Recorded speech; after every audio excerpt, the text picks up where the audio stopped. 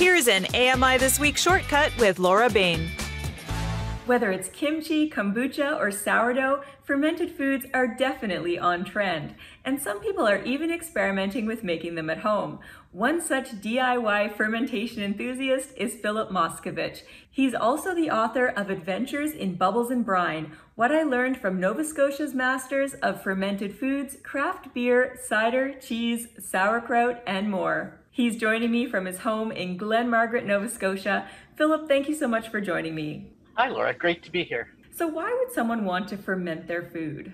I'm always interested in things that people have done for a long time. Fermenting goes back thousands of years. It's one of the oldest ways of preparing and preserving food that humans have.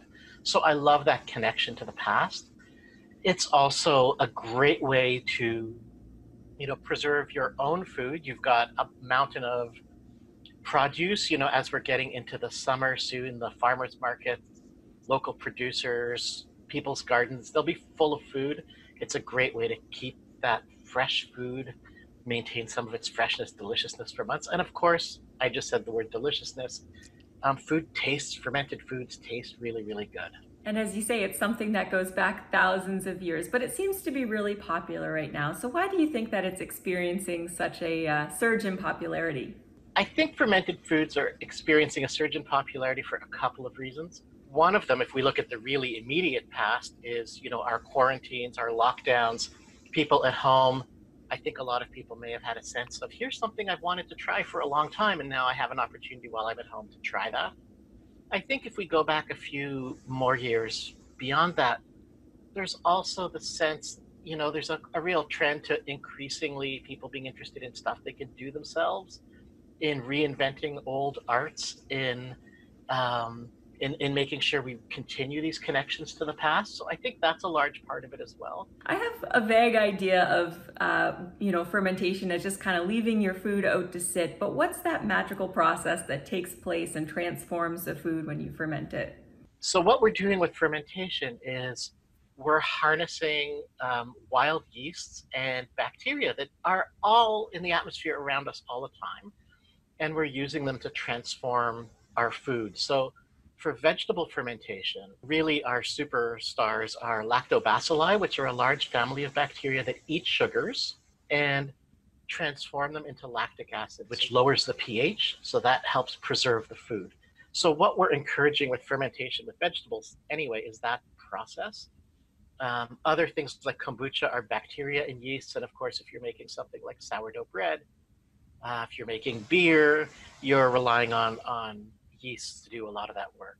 If someone's a total beginner and they want to try fermenting at home, what's a good food for them to start with?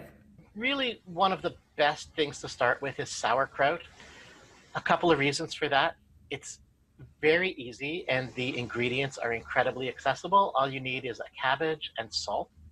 And in terms of material, a jar to pack your sauerkraut into. It's super easy. It's very satisfying.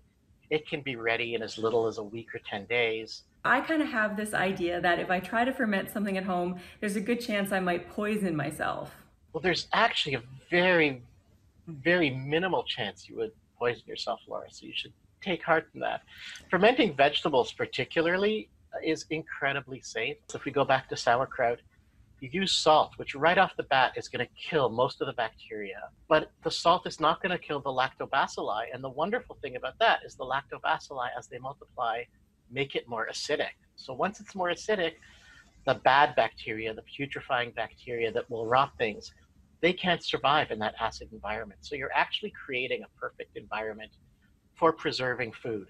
So Philip, what gets you most excited about fermenting foods?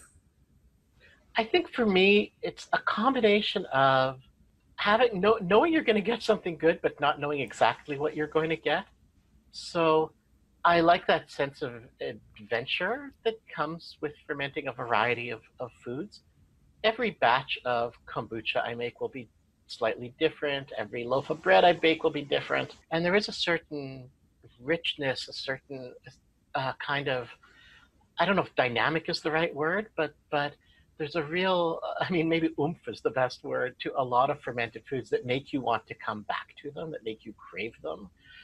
I think I'm gonna have to give it a try. Maybe I'll start with the sauerkraut because it is a maritime staple and it's definitely one that I enjoy. Thanks so much for joining me and telling me a little bit more about fermentation. Oh, well, thank you, and happy fermenting.